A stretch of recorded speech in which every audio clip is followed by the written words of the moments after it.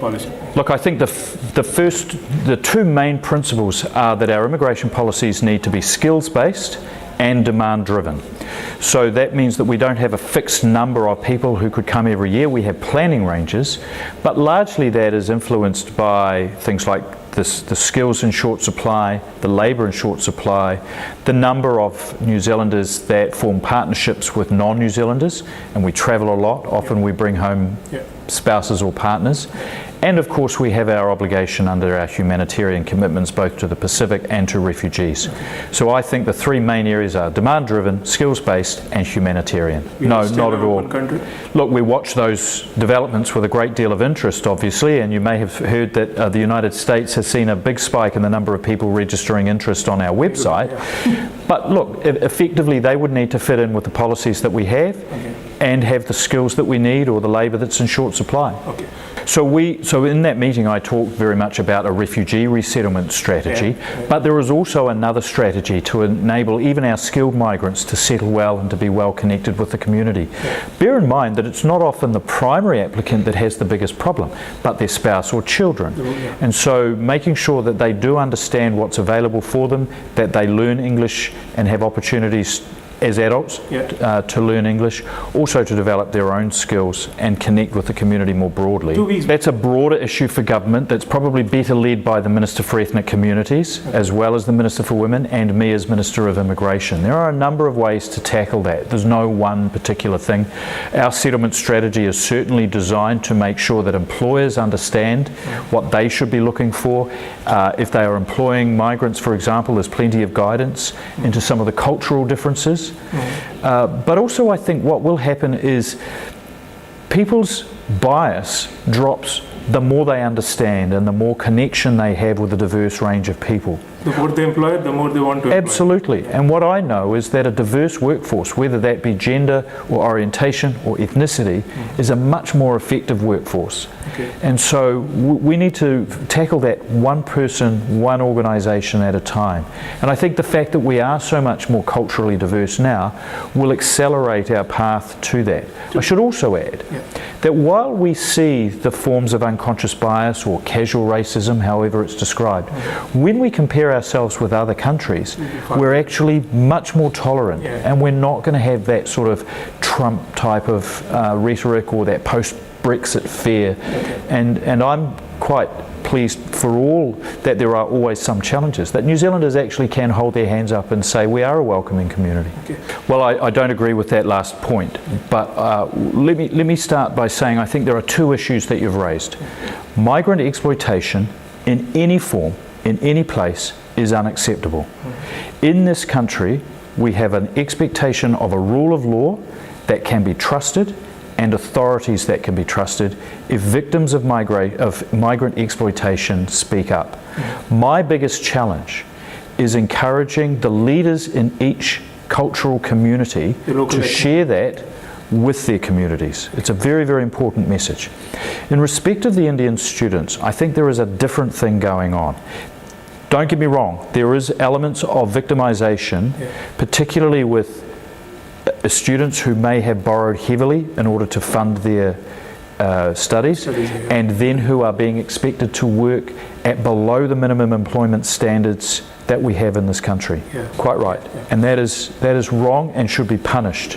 I have made it very clear to my immigration officials that where that occurs, that the target is the employer, the perpetrator, not the employee, the victim.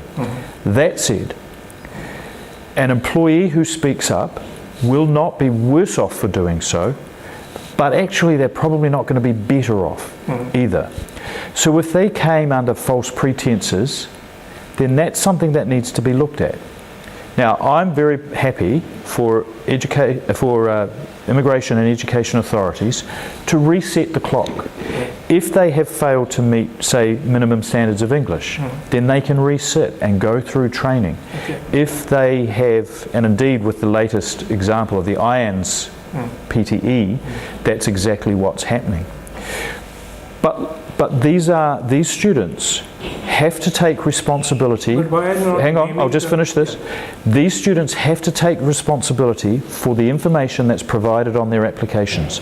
So when they claim to have a level of English they don't have, when they claim to have the financial means to support themselves that they don't have, they know that.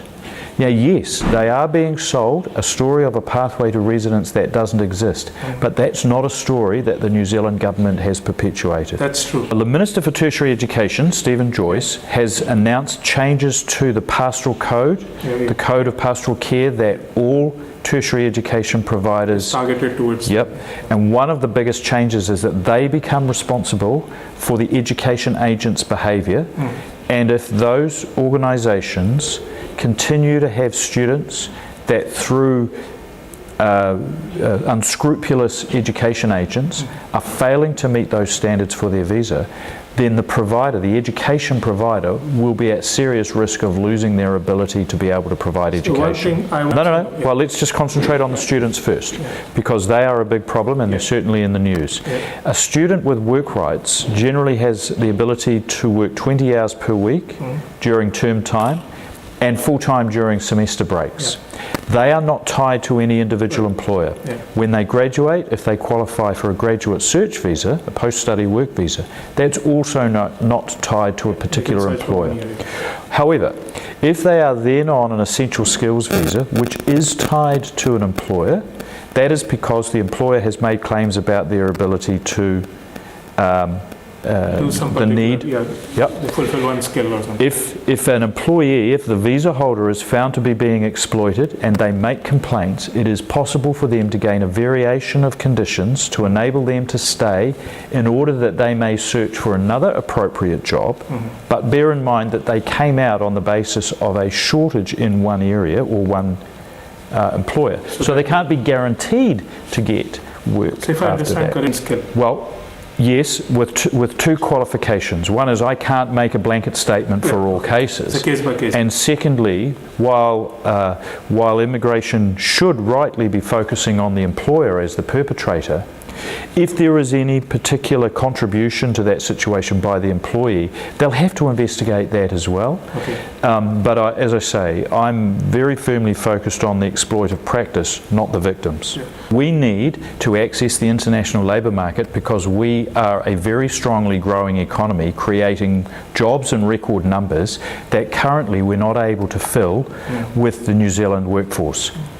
It's also true that for some job seekers there are barriers to their employment, but we've got to remove those barriers, and we're not going to give up on those young New Zealanders.